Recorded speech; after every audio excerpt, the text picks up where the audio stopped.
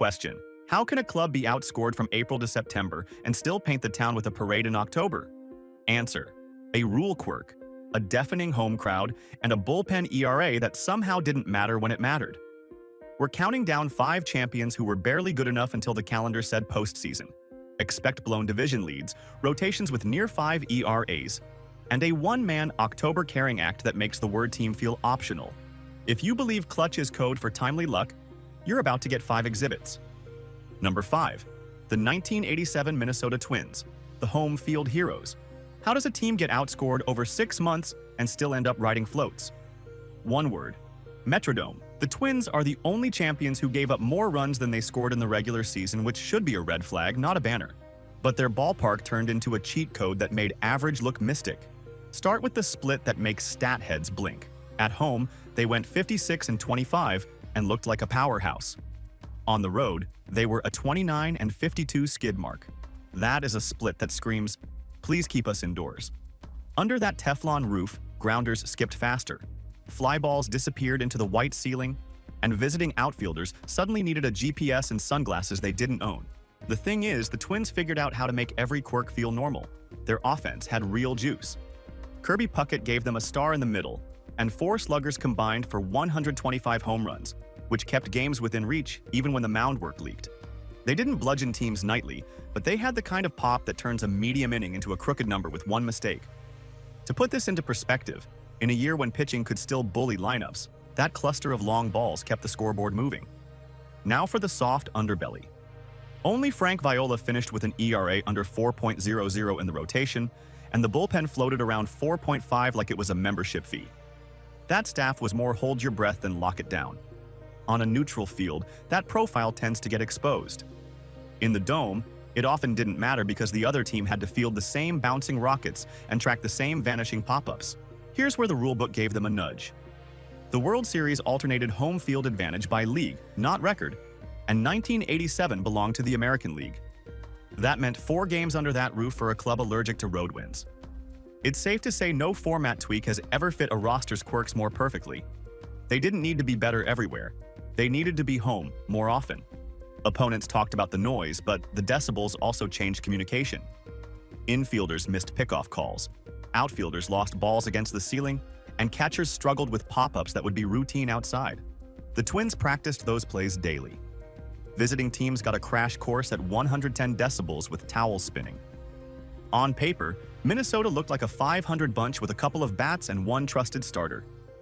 In their building, they played like contenders assembled in a lab for turf hops and acoustic mayhem. 7 games against the Cardinals later, and the Dome turned lucky bounce into clutch moment 5 or 6 times, which is all you need. If clutch means the conditions smiled at you, this was a grin you could hear from the parking lot, and it kept getting louder until the parade route made sense. Number 4. The 2000 New York Yankees. What happens when a dynasty forgets how to pitch but remembers how to win one-run games? You get the 2000 Yankees, who looked like a team running on fumes and still found a way to turn stress into trophies. They stumbled to an 87-74 record, just 1.5 games clear in the division. And the vibe all September was that the tank was near empty. The bats still flashed, but the whole group felt a little worn down before the bracket even started. Offense kept them afloat. Jorge Posada popped 28 homers, Bernie Williams launched 30, and Derek Jeter hit 339 with 201 knocks and 22 steals. The thing is, those numbers only mattered because the rotation set fires that had to be put out nightly. The starting rotation struggled with consistency, and that is not what you expect from a team with rings all over the room. That kind of run prevention is the kind opponents circle on a whiteboard. Their answer was to fail forward. Starters didn't need to go 7, they just needed to hand off the game with a pulse. Shorter outings meant more leverage for the bullpen, and the bullpen had the one piece you actually fear.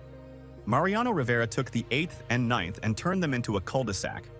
He closed all 3 wins against Oakland in the first round, and that set the template. If the starter kept it close, Rivera would erase the rest. Then came the Subway Series, which turned into a masterclass in living on a razor. Each win over the Mets came by 2 or fewer runs. That means every base runner felt like a lead change, and every late at-bat carried real swing. In those spots, the math bends. Late-inning run expectancy drops when the pitcher on the mound can spot cutters on the hands over and over, and an elite closer shrinks a 9-inning game to a 6-inning sprint with a locked door at the end. Short series amplify that effect. You don't need 4 great starters. You need one unit that takes the last 6 or 9 outs without blinking. October rewards a single superweapon more than a deep rotation because the schedule gives rest days. Managers can stretch a closer across multiple innings, and every leverage spot arrives faster than in June. The Yankees leaned into that structure. They didn't fix the rotation, they routed around it. So the month turned into Rivera's schedule. Microscopic ERAs, multi-inning saves, and a calm that made chaos feel scripted. Call it clutch if you want, but the better word is control. The lineup bought time with timely hits. Rivera cashed it in. And that is how a dynasty that forgot how to start games still finished them on time. Now meet a team that outsourced clutch to one lefty with a rubber arm. Number 3. The 2014 San Francisco Giants. How far can one ace drag an offense that ran out of gas in August? The 2014 Giants found out the hard way. They finished 88-74, faded from a 10-game division lead, and still wound up 6 behind the Dodgers. That is the path of a team that stopped hitting with authority and had to scrap its way into a wild card. Offensively, they lacked a big thump. They leaned on small ball and timely knocks, and Buster Posey's 22 homers stood as the high watermark. The thing is, that kind of profile gives you no cushion when the calendar turns. Every run feels borrowed. They entered October looking ordinary at the plate, which meant they needed run prevention to carry the load. Enter Madison Bumgarner, who posted a 2.98 ERA with 219 strikeouts and carried the posture of a generator when the lights flickered. He handled the wild-card game with a complete game shutout, and that set the tone for what followed. The rest of the staff kept games within reach with sub-4 ERAs, but the template was simple. Get to the 8th with a lead and let the margins work for you. The stress never let up. The NLDS against the Nationals ran 5 games, and every single one landed within 3 runs. That strain forces managers to treat the 6th inning like the 9th and turns every walk into a meeting on the mound. The NLCS looked the same on paper and on the field. 5 games, all tight, and one swing could flip the board. It's safe to say this team didn't coast through anything. They surfed small waves and trusted their lefty to be the anchor. Then came Kansas City. Bumgarner appeared in 3 games in the World Series, won 2 and closed the other. He threw 21 innings and allowed 1 earned run with 17 strikeouts. That is dominance scaled to the moment. The series went 7 and felt like it, but whenever he climbed the mound, rallies just stopped. Short rest usage turned him into a force the regular season can't support. You don't run a starter like that in May. In October, you use every rest day and push the buttons. Workhorse rules change the game in a short format. One pitcher can take 20 to 30% of the total innings, wiping out platoon advantages, shortening the bullpen tree, and keeping the third time through penalty off the table. The Giants leaned into that math. They turned Bumgarner into a human off switch for traffic, and the lineup just had to scratch a couple across. To put this into perspective, several rounds were decided by a single timely swing or one clean inning. He made those swings and innings tilt their way. Call it clutch if you want.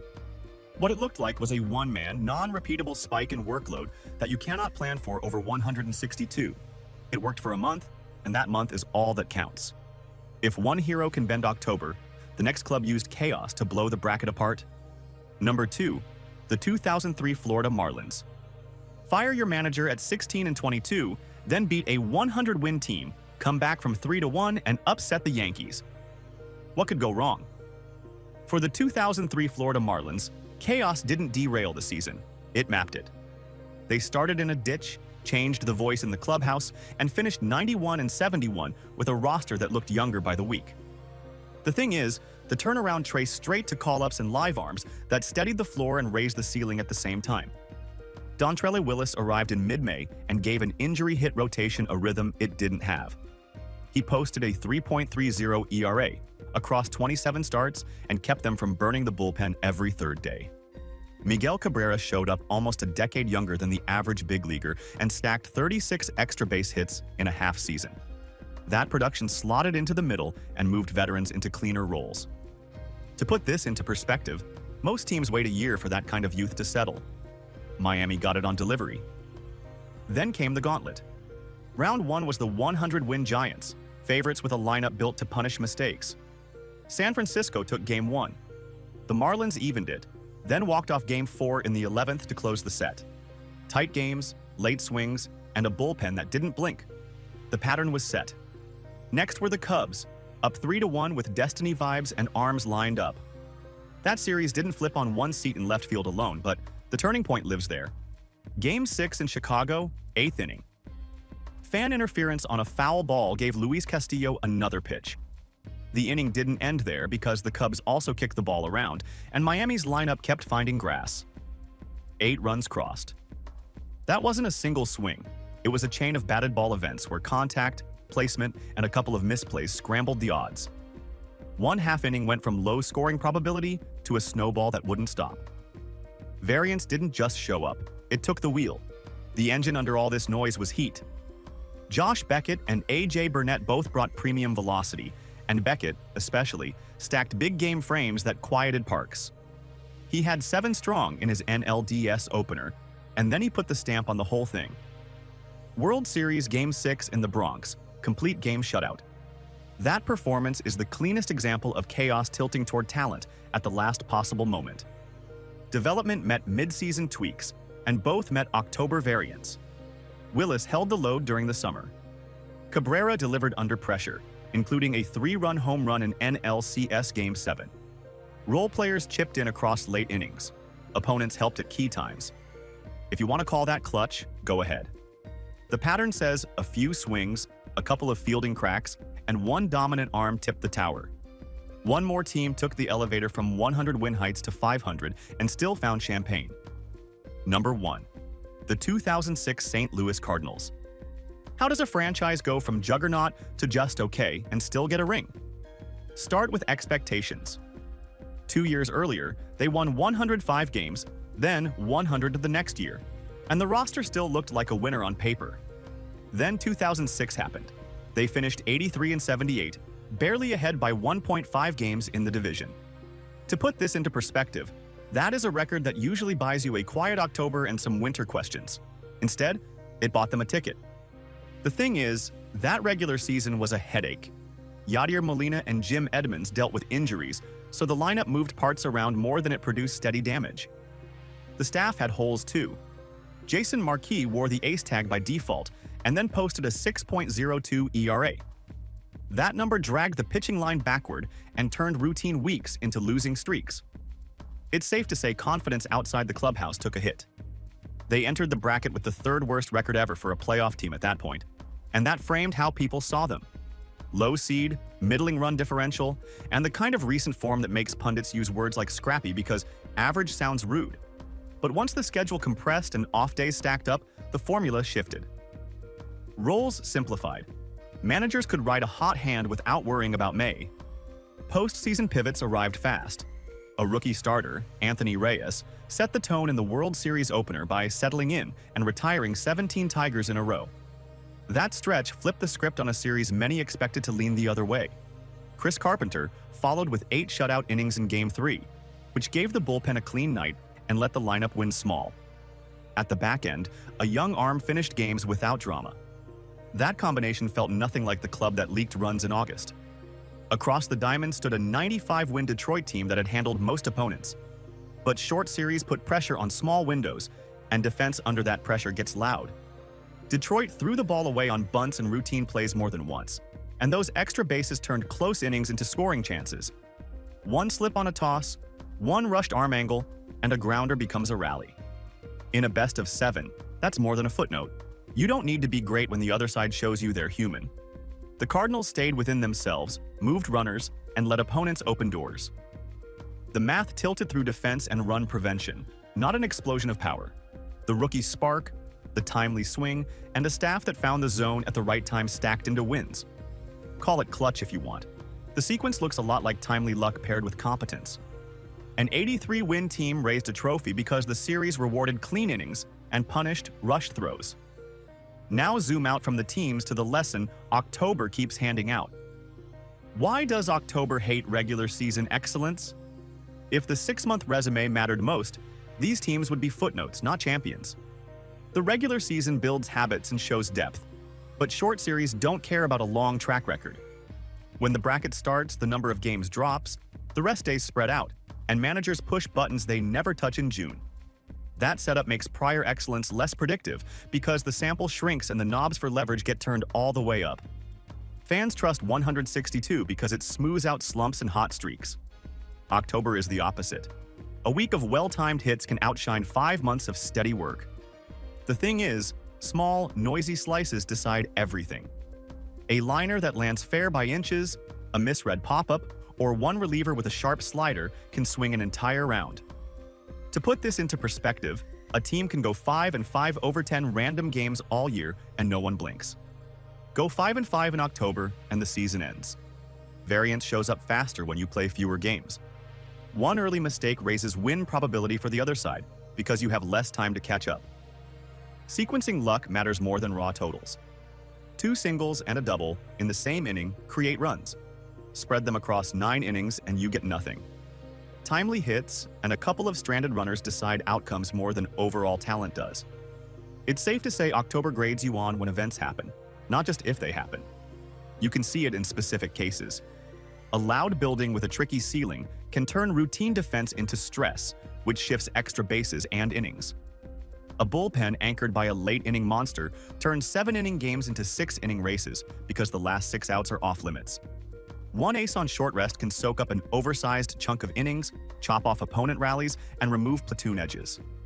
And across the field, a handful of throwing errors on basic plays can tilt 2 or 3 games in a row. None of that fits cleanly into 162-game logic, but it fits October. Research angles back this up. Pythagorean expectation, which converts runs scored and allowed into an expected record, tracks well over a season but loses signal over tiny samples. Upset rates spike in the postseason because the confidence intervals widen. In short series, bullpen leverage compounds that effect. Managers stack their best relievers into the highest leverage pockets, so one elite arm or one elite defender can shrink the game to coin flips.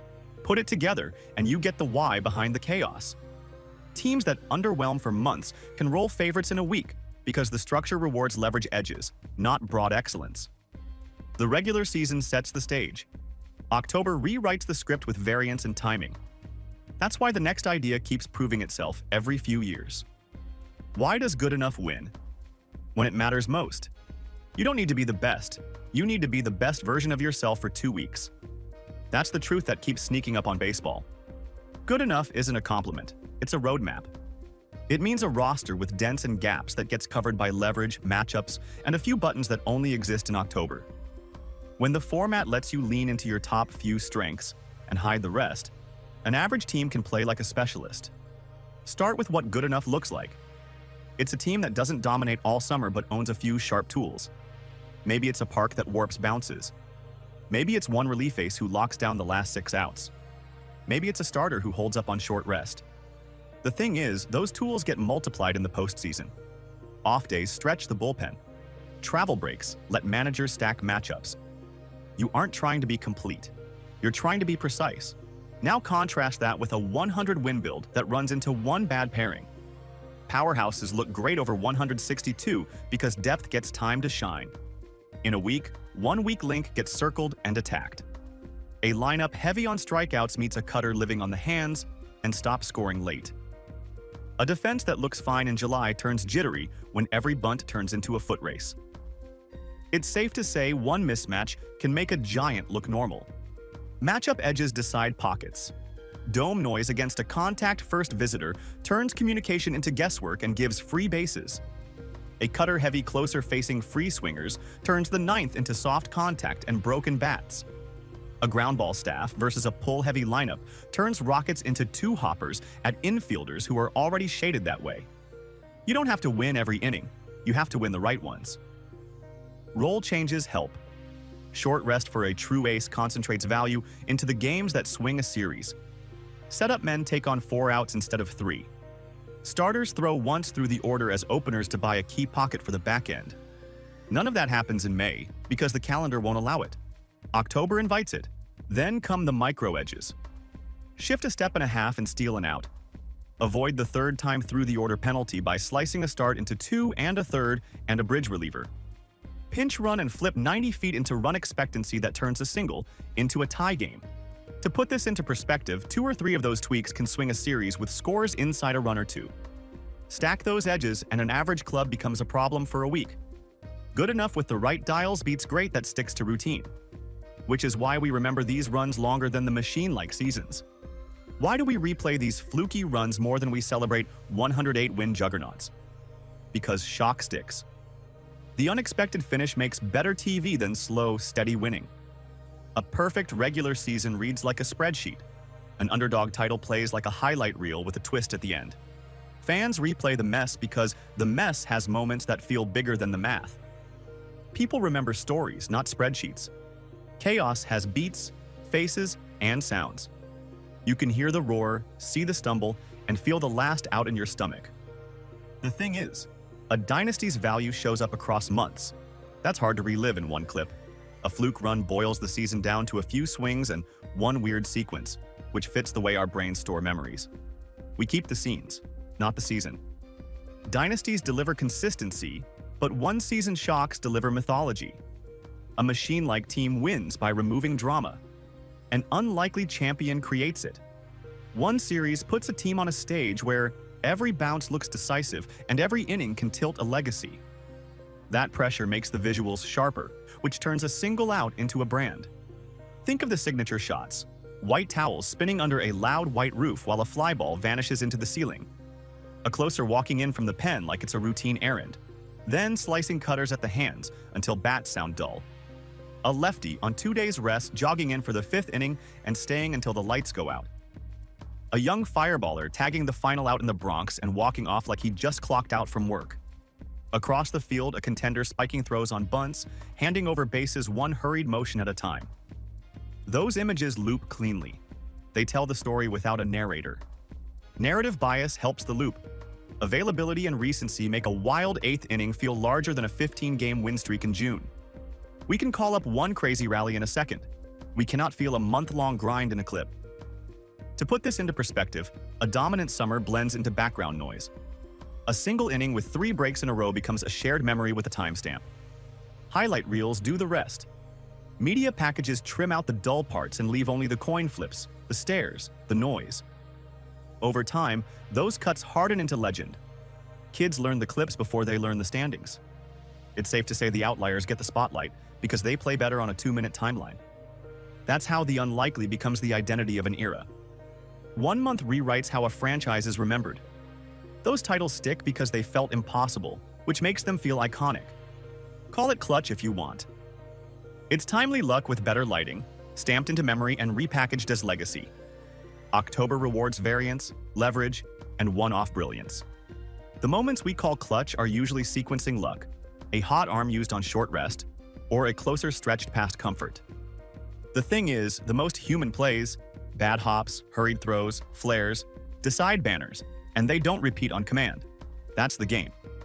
If you enjoy baseball explainer videos, consider subscribing and tell us which lucky when it mattered run you want unpacked next. Want late inning chaos, dome quirks, or a closer's cutter tour? The next time someone says clutch, ask them to spell it, L-U-C-K. Then roll the highlights. If you like this video, hit like and subscribe button for 1,000 years of luck.